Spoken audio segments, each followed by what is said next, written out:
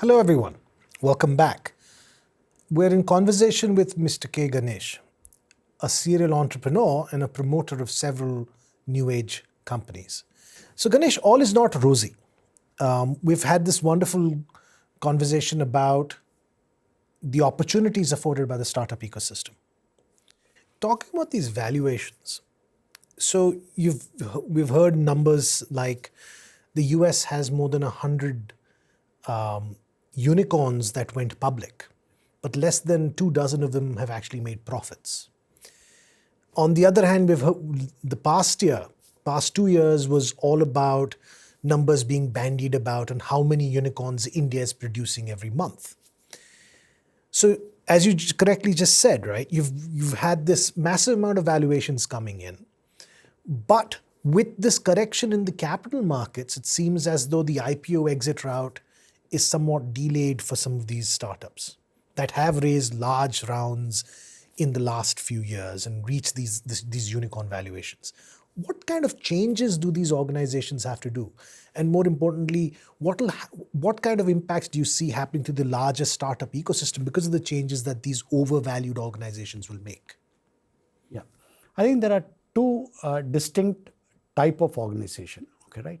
One type of organization where the business model is sound and clear, which means unit economics works, the need is really there, money is being paid. But because of the demand-supply gap, they were able to raise money at high valuations. Okay, right? They are relatively safer. Okay, right? While the valuations may correct, it's perfectly fine. Flipkart also went through a down round in valuation before getting sold for a record exit. So down round is fine, but at least the business model is clear. They will get somebody to fund, albeit a lower valuation, but the earlier valuation was inflated. It's not that this valuation is wrong. This is the right valuation. They were lucky to raise one round of funding or 2 rounds of funding at high valuation. So good for them. So they are relatively safe. The other kind of organizations is what I'm more concerned about, where the business model is not clear, is not proven. It got supported during the heydays. Now they have a challenge of raising any money at any valuation because they don't have a very clear-cut business model, unit economics, need, and that. So that is the challenge. Now, if you're an organization which was built with that, then you have a challenge.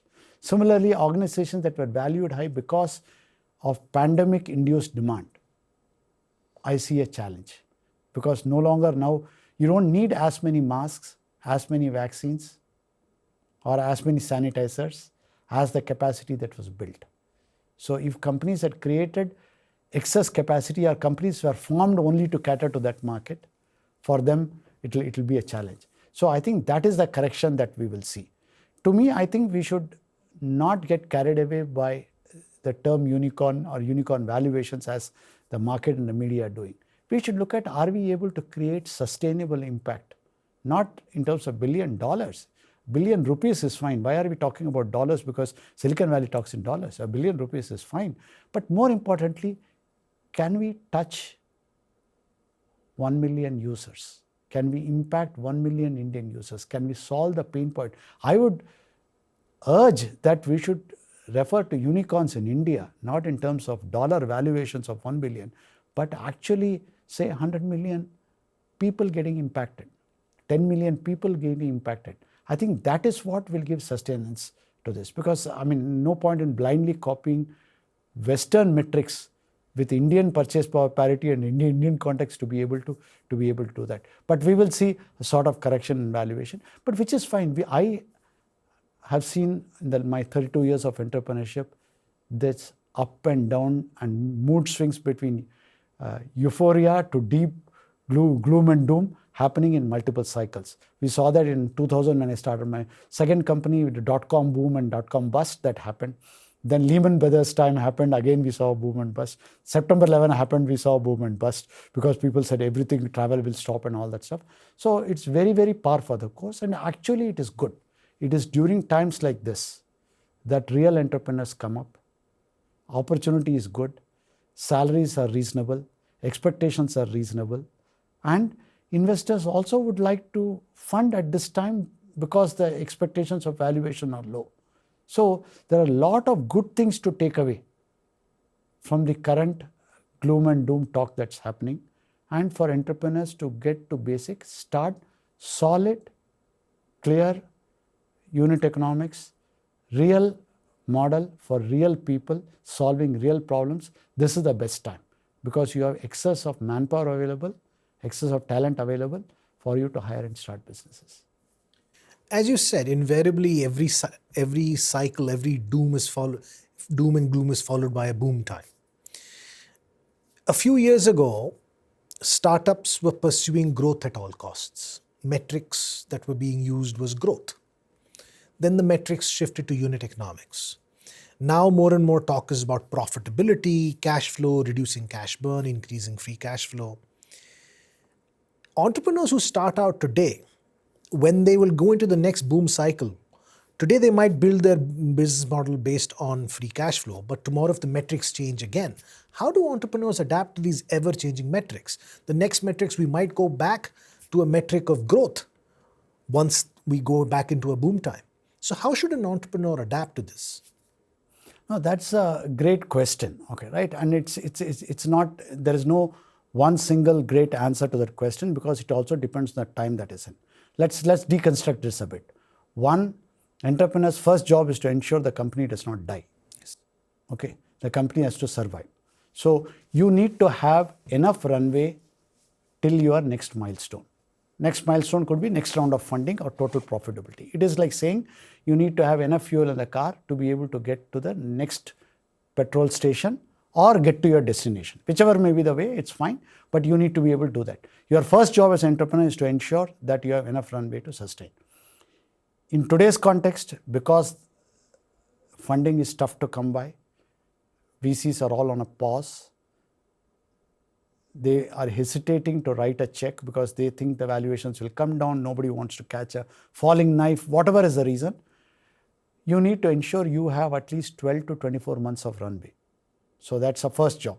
So forget about any metrics, forget about anything. One and only job. If you don't have 12 to 24 months of runway, see how to secure that by cutting your burn, cutting your costs, restructuring, doing whatever, taking a debt, whatever possible, ensure that you survive. Otherwise, you are dead anyway. That's point number one. Assuming that that is taken care of, then you have slight breathing space to see what you optimize for.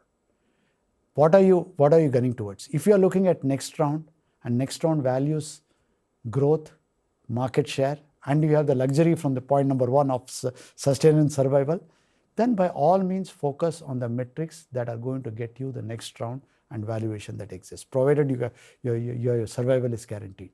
So that will depend upon model to model to model. Okay, right? I don't think you should base on the fact that the current situation will continue. Entrepreneurs by nature are aggressive.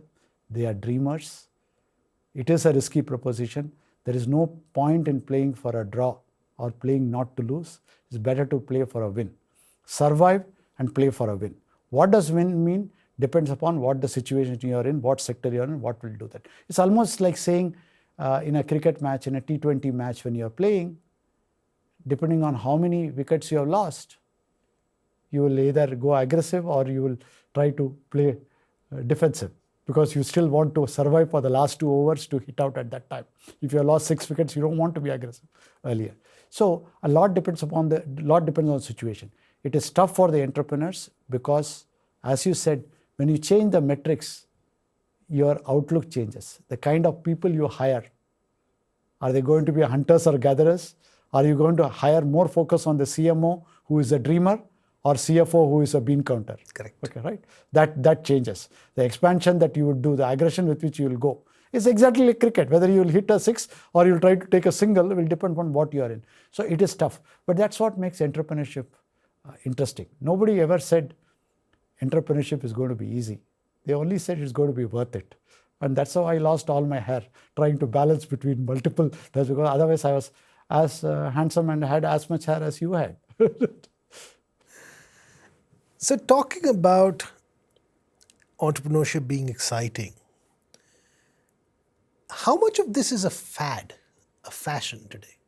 So my own research, for example, shows that government policy interventions lead to organizations talk about innovation. All this talk that we see about startups and entrepreneurship, is it a result of all these plethora of ecosystem changes that we've seen? The government's pushing for it. There's encouragement for startups and entrepreneurship. Could it happen that given this era of doom and gloom, all these people who came in because they thought it was fashionable to be an entrepreneur realize that this is really something which is very tough and you could possibly lose all your hair, and they leave? Do you think that that's a possibility, or is it just going to be a minor blip, and the growth that we've seen in entrepreneurship in India and in the ecosystem will continue? Or will there be a very clear parting of ways and a lot of people will drop out of the ecosystem? See, you cannot wish away the sentiment, okay, right? Right from individual level to family level to parents to ecosystem, sentiment is very, very important, okay, right? So, like it normally happens even in corporate, not just entrepreneurs, people who join startups during heydays because they see the valuations, they see the ESOPs, they see how much money people have made in ESOPs, they come in, and then when they see layoffs, they go back. But now even the corporates are laying off. But having said that, sentiment does get affected. Okay, you will see if without this gloom and doom, if 100 people would have come into startups, now you will see maybe 60, 70 people coming in, not the 100. But the good news is this will not last forever, okay, right? So it will come back to 100 pretty soon, and hopefully more. So I do see a slowing down, as with any sentiment that happens, but it'll quickly come back, bounce back to earlier levels, just like valuations will and funding will bounce back. So you'll happen, because ultimately where really the opportunities now are so many that it's not going to deter people for long term. How much are you going to rent your time? How much are you going to work in a corporate job for 30 years? My generation did that. Our dream was to become manager, general manager, president, CEO, and all of that stuff. Now the younger generation, younger people, more and more people are coming in, are willing to take risk, have seen the role models are not the typical corporate CEOs. At times the role models are young people who have made it through startups, and have the cushion and the ability and the confidence that if things don't fail, they will try again and again. What is most interesting for me, and very happy to see that, is people who have failed starting again and again and again. Entrepreneurship is never guaranteed success, but you have to try multiple times, you'll succeed. That is already happening. So I think generationally the mind shift has changed, not to go back to job en masse because of the current changes. And if young people are listening, I would encourage them. Just don't worry about micro. These cycles keep on happening again and again. Stay true to what you want to do and what you want to achieve. You may decide that you don't want to do it this year, you want to do it next year, which is perfectly fine. Okay, right? Timing is in your hands. There is no hurry. There's no hurry. But I think that's what I would see would happen. Layoffs. They tend to, as you said, right? People come into startups, they see layoffs, they go back to the corporate. But taking a more broader view here, there is talk that these layoffs are going to be good for the ecosystem, because you have a lot of talented people who now need jobs, both in the US as well as in India. People will be willing to come back from the US to India. There's a contrarian view that suggests that after layoffs, people will become risk averse.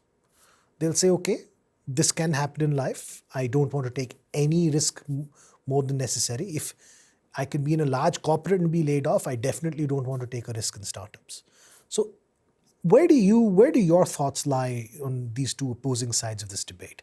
Will the layoffs be good for the system because these people who get laid off will come into the system? Or will it be the other way around, where looking at these layoffs, people will say, you can get laid off even in a normal corporate job, and therefore let's not touch startups. And all these folks will go and try to find safe jobs, as they call it. Yeah, no, so the answer to this question depends on what hat I am wearing, okay, right? So As an entrepreneur, I like layoffs because it makes more people available. Otherwise, we have seen huge inflation in salaries, especially in certain sectors like tech resources. It was almost impossible to get because the big tech giants used to hire people, and the differential salary, despite all the attractiveness of ESOPs and all of it, was so much that you would rather work for a Google or Amazon with that fancy salary. So it's almost impossible to hire tech talent. And you had this great resignation and quiet resignation and all those things happening. So startups, especially needing tech talent, were really struggling 2 years back. So as an entrepreneur, I'm happy that sanity has come in. People have laid off. People are not hiring. The big ones are laying off. Therefore, expectations are more logical and reasonable and doing that. So that's one part of it. But is it good for the system? No, actually no. What really happens is that people will not go back to corporate because corporates are not hiring because of automation, because of technology. Corporates actually are reducing the number of hires. We are automating so many things. So the jobs have to come from startup ecosystem. More startups will come, they will employ more people, and they will do that. What I'm more concerned about is people whose skills have not kept up with what the market demands are. They will not only get laid off, they will not be able to find jobs because those skills are no longer required. Middle management, senior management is a big challenge because organizations are becoming flatter and flatter. With the advent of technology, with smartphone, you don't need as many layers. Use AI and ML and data analytics to be able to manage with a long span of control. Okay. All of this means the front end is fine because you need people to actually do that coding or provide that medical service or do the last mile delivery. Okay, right? They are safe because that's entry level. Top management at the highest level is okay because you need people to manage is a function. But what happened to 4 layers that were there between the front end and the top? Now you require only 1 layer. If I was managing 5 people earlier, now I can manage 20 people by data, by exception, because of smartphone, because of imaging, all of that stuff. I don't need to check in with each of them. So that middle management is one area. 2 is sheer skill set. The skill sets are changing by the day. ChatGPT or Live will replace some of them. Even without all these buzzwords, the skill sets required are very different than what people are having. Then they need to retrain. So the ability to learn new things, new skills becomes more important than actual skills. So there is a lot of work employees need to do to ensure they don't get the short side of these layoffs. I think that's more important. But as a startup entrepreneur, I'm actually happy because the big ones are also laying off now. So employees should become more agile. They should learn more. What about investors? Whether it be an angel investor, whether it be an investor who invested in public markets, in tech IPOs in the past few years, everyone's burning their fingers right now. What will happen to them? What do you think? Do you think these investors will now run away and not invest because they've already burnt their hands a few times on these tech startups? Or do you think there will be a continued interest both in public capital markets as well as private markets? See, in India, the investors investing in Indian market are reasonably well placed. Okay, right? 3 or 4 reasons. One is for venture capital, private equity, risk asset class. India perhaps is the best opportunity today. Okay. US is already a saturated market. Europe is a small market. Okay, right? And they keep vacillating between supporting Russia, supporting Ukraine, and making this. If I may say so, they are not really relevant, okay, right, in terms of size or scale. China has gone inwards, and nobody wants to touch China. So today, if you're a global investor from anywhere, if you want the alpha, if you want the returns, you have to come to India. Yes. That is also seen in the fact that there are a lot of India-specific venture capital funds, private equity funds that have raised capital. That has to be deployed in India. Now, people may not want to catch a falling knife, they may pause, they may wait for the valuations to come down, but ultimately they are sitting on money which has to be deployed only in India, Indian markets, whether it is startups or it's public markets, it's a India-focused fund. So, which is a great good news for India. Okay, right? They may not deploy it next month because they will want to see, but it'll come only there. So, nothing is going to happen in terms of money coming into that sector. The returns will have to come from this sector. India is very uniquely positioned compared to global competitors for this particular money. I don't see that. On the other side, obviously, the investors, what are called as limited partners into these funds, are including angel investors or angel investors in India, are watching how the people who are managing these funds, the fund managers, the GPs, how are they acting in this? Are they being prudent? Are they getting carried away? Are they protecting the capital? Are they taking a pause? How is the levels of due diligence? We have also seen recent challenges of companies they have invested in committing fraud, lack of governance, where they have obviously known. And I mean, not just in India. India also you have seen in the case of SBF how top venture capital funds had gave a free run for FTX. Okay, right? So those are questions they're asking. That is, for charging the management fee, are you actually performing the role that you want to perform? So that has become very, very important. So some wait and watch is going on, but at the overall level, you can't get returns out of fixed deposit and bonds. You have to play in this, and you have to trust this. India is a large market. India is the place to come in. So both globally as well as for Indian investors, this is the place to be. You may stop a bit, but you have to come in. There is no choice. There's no choice. So my last parting question. Your advice for someone who's sitting at home, has a brilliant idea, has the skill sets, and wants to get into entrepreneurship, what should they do? Should they jump in today? Should they wait and watch? That's a tough question. Okay. No, I think first advice, entrepreneurship is hard. It's very hard. And statistically speaking, the percentage chances of success are very low. Okay, right? So what does that mean? That doesn't mean you shouldn't start. It means be very clear about your conviction, about why you're starting. And you mentioned about this earlier. Don't get carried away by the glamour. It is not glamorous. It's very, very, very hard. Glamour you see only on social media and on Shark Tanks and on newspaper headlines. For every one such glamour story, there are 100 stories of real hard work. Okay, right? So point number one, be convinced why you are starting, and you are in it for the long haul. You are willing to run the marathon, go through the up and downs of entrepreneurship, which is a low probability game. Low probability game, you have to compensate by having very high conviction for that one. Having said that, there is no point in your trying to run away from entrepreneurship and do a job. The opportunities today India presents are too tempting, and the chances that you will succeed taking the risk are far higher than trying to be conservative or passive. And believe me, you will regret missing the opportunity and not taking the risk than playing safe. Of course, there are exceptions. If your family depends on your monthly paycheck to run the family and to educate your kid, don't do something risky or stupid. Okay, right? Minus those outlier situations.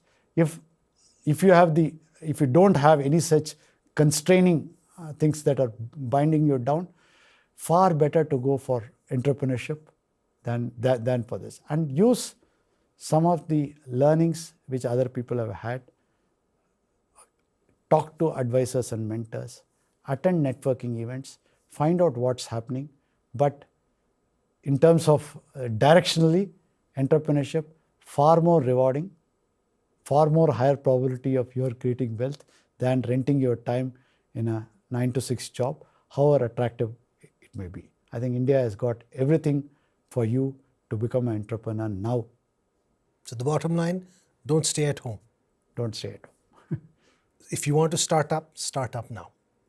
Thank you so much. This was wonderful talking to you. Thank you very much.